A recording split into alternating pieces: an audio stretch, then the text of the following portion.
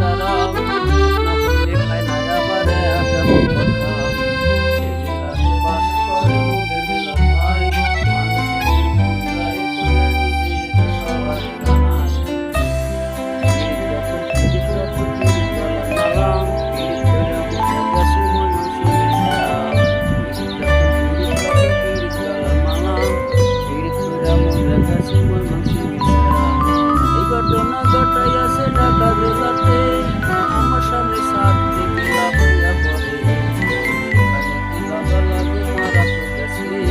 তবে দেখি ভাইরাল হয়েছে ময়মনসিংহ জেলাতে ভাইরাল হওয়ার জন্য তারা মাটি কাটি সব জায়গাতে